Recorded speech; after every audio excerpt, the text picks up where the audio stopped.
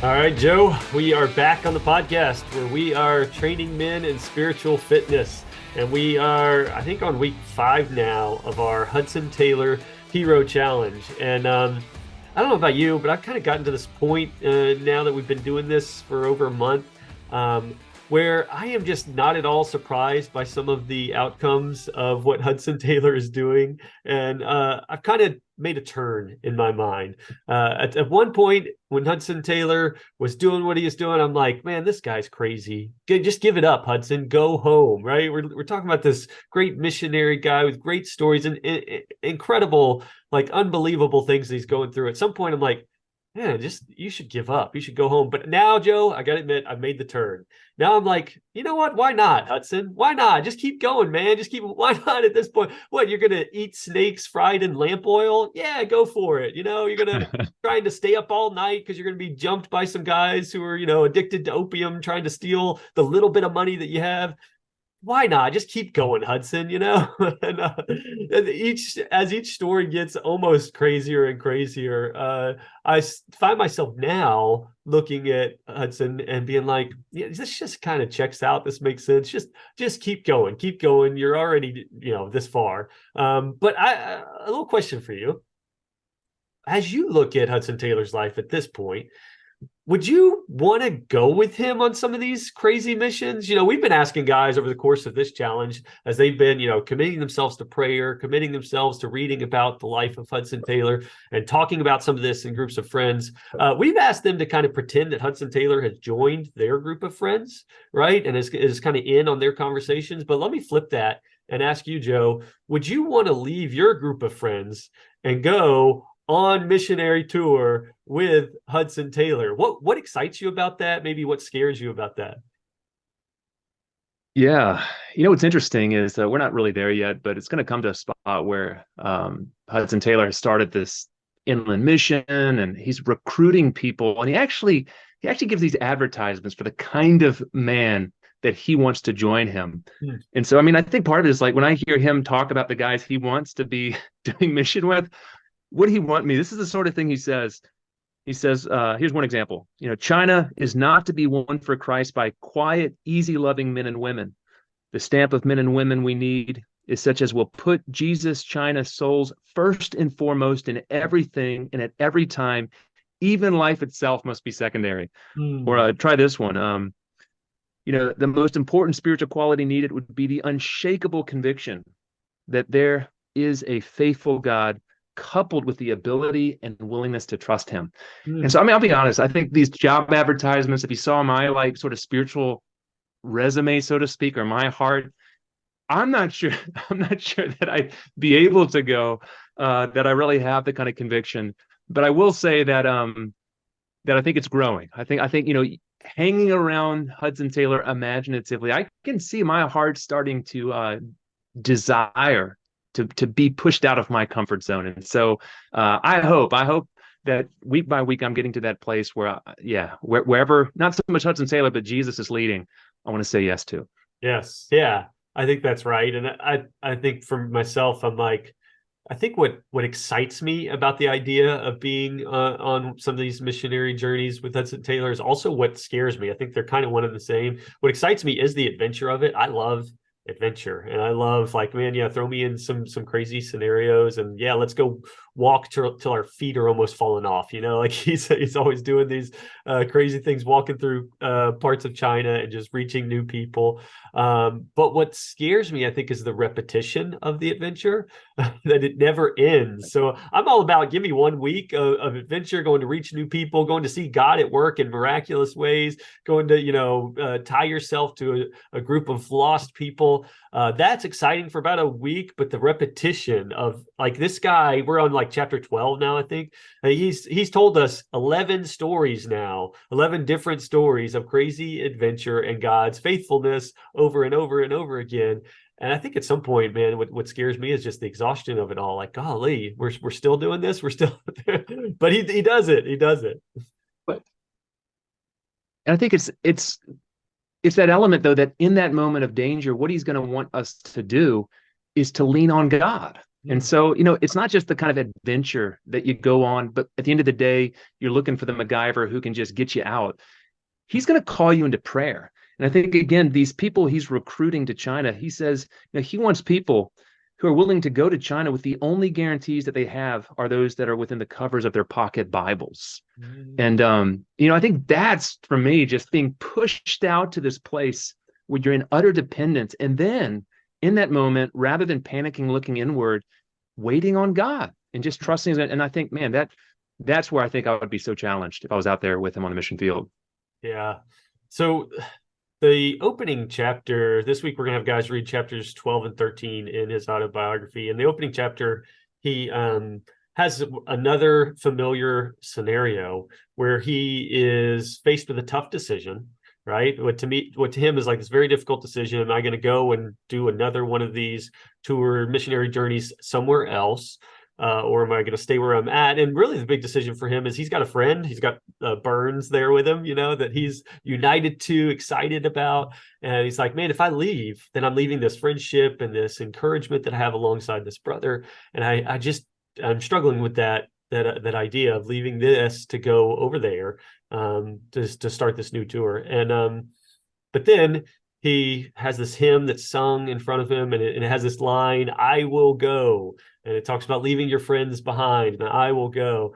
And it's just like turn in the chapter where he's like, and then I heard this and I sang it and it affected my affections and I decided I will go. And this was one of these moments, Joe, where I make that turn. I'm like, dude, that is the most anticlimactic part of that chapter. I am not at all surprised that when Hudson Taylor heard "I will go," that he was like, yeah, that's me. I will go. I'll do it. I will leave my friendship behind and I will go to wherever God calls me. I will go in obedience to go reach the unreached people. There's like this inevitability, it almost seems like, to some of the decisions and obedience of Hudson Taylor's life. And you can kind of see where he's headed as a man. You can kind of see you can begin now to see that clear vision of, oh yeah, of course he's going to bring hundreds of missionaries to China. Of course, he's going to be a man who's known for, like, I think it's like 20,000 conversions that happened, through all this insanity. But it did have me thinking.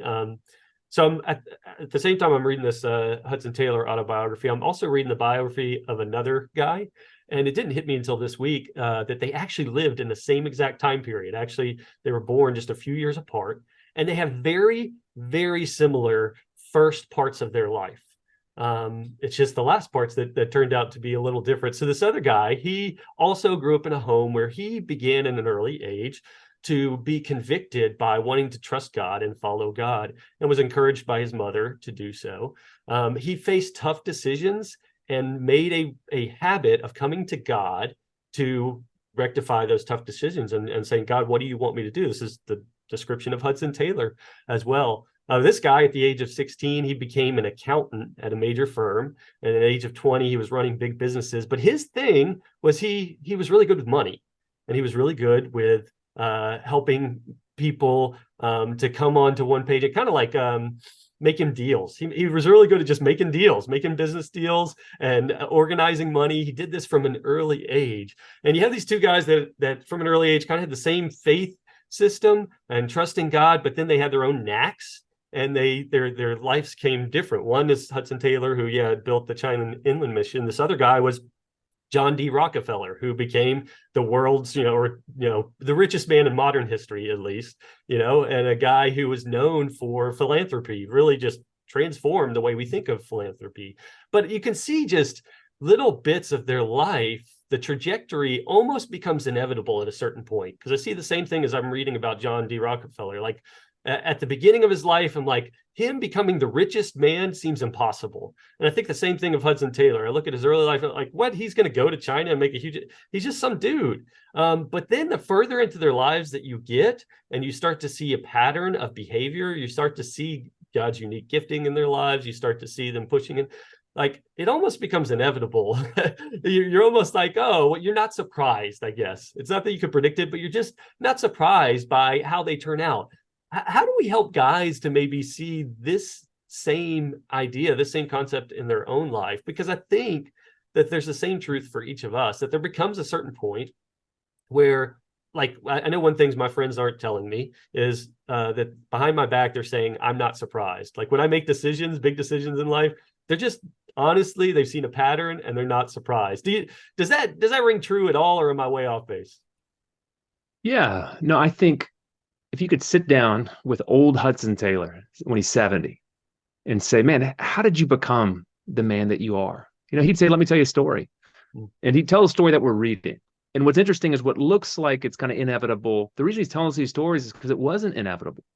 And Mm-hmm. so, like you get to the chapter 13, and part of what he's trying to get us to see is that these were live choices for him. And he's got this wonderful line where talking about, there's this moment where he finds out the premises where all the medicine and all the instruments that he was needed for his ministry, it was burnt down. And he was totally distraught.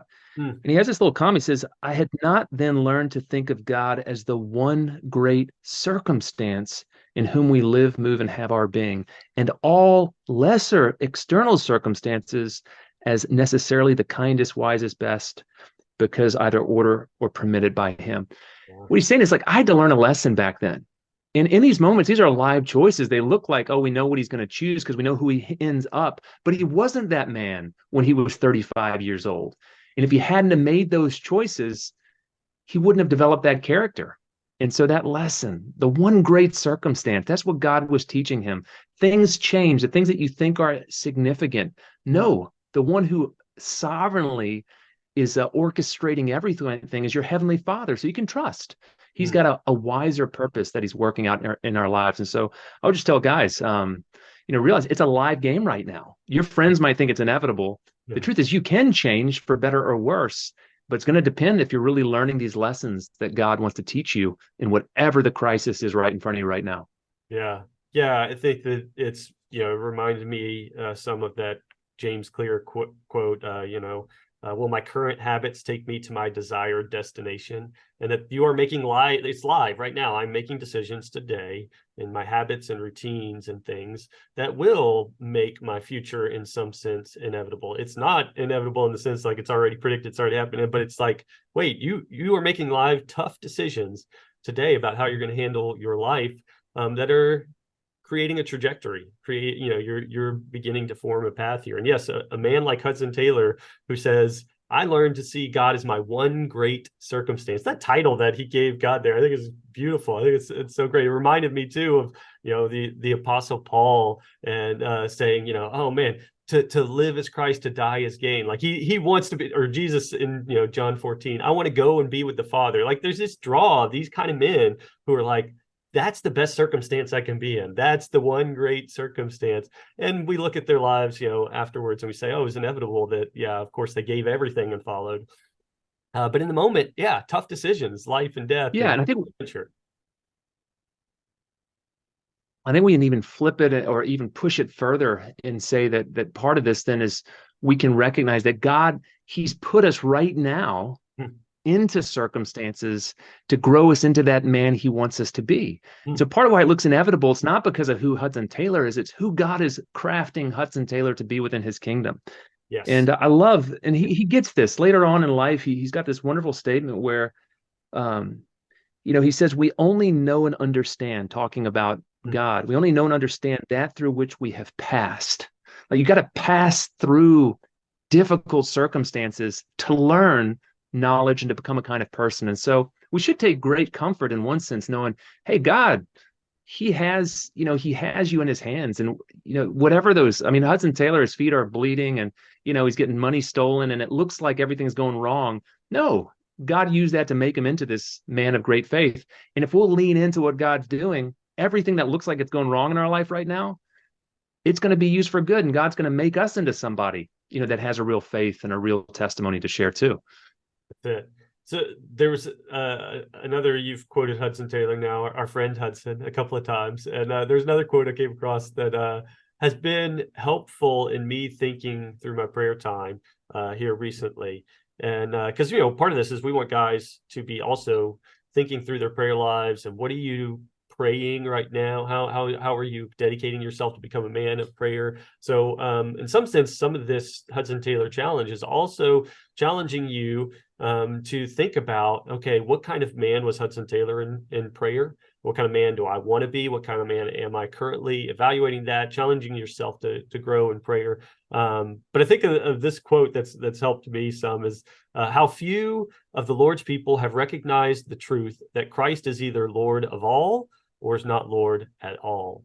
And just for guys to create some time in their 20, we're asking for guys to create 20 minutes of prayer a day, and to just sit and ask God to reveal the areas of my life where something else is Lord, where I've made something else or someone else Lord, I find to be a very convicting exercise, because that's part of what I see in Hudson Taylor's life, although not perfect. There is this sense that he says, you know what, he's either Lord of all or he's not Lord at all. And that's something we've got to grapple with. Where do I trust God? Where do I not trust God? And how do I begin to shore that up? Yeah, I think as guys think of this element, one of Hudson Taylor's friends is good old George Mueller. Yeah. And, George Mueller went into a prayer time every morning. He didn't come out. He didn't leave his quiet time until he said his heart was happy with God. And what he meant by that, like his heart was resting on the truth of who God is. And so, as we go into this prayer time, through this challenge, I'd really encourage guys, wrestle with your emotions. And we often talk about this, cross train, like get your anxieties out in front of you, put them down on paper and then walk through them, lay them. What you see in Hudson Taylor's life is when the big stuff happens, when he loses a child or a wife, when his first wife passes, he takes it and he rolls it onto the shoulders of God, knowing that God can carry it, but he can't.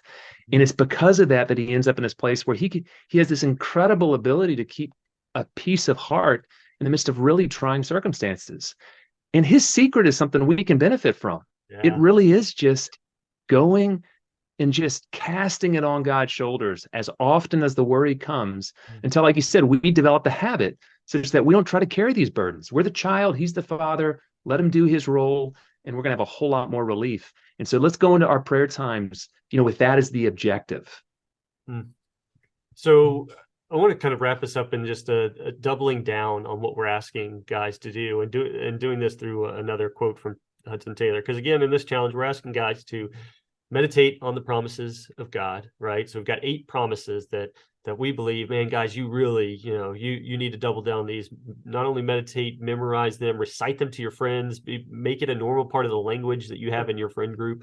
Then we're asking guys to pray for 20 minutes a day, to try to log 20 minutes worth of prayer every day. And then also, yes, reading the stories of our friend Hudson Taylor through his biography and gathering with friends to talk about it. But there's another quote from Hudson that I think feeds into this. And he says this, that he lived by 3 important rules, or 3 important truths, that there is a God, that he has spoken to us in the Bible, and that he means what he says. Oh, man, it's so simple, but so true. There is a God, he has spoken to us in the Bible, and he means what he says. What would the lives of men look like if they believed those 3 important truths?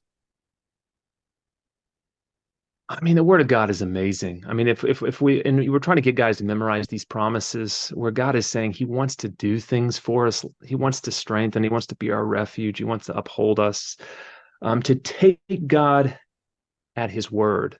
I mean, this is the ground on which we can stand and we can have strength. It's the ground on which we find freedom from anxiety and that peace that actually guards. It's like, a garrison that's protecting our hearts. We can actually have that. These things aren't ideals. They're not impossible, things that only the Olympians of kind of the Christian faith can have. These are for everyday Christians. And so, that attitude, God has spoken. We're going to take his word as if he means it and build our life upon that foundation. Guys, do that. And what a difference it's going to be for you, for your family. It's going to produce a whole change for people around you. They're going to see the difference, just like we see the difference when we look at Hudson Taylor.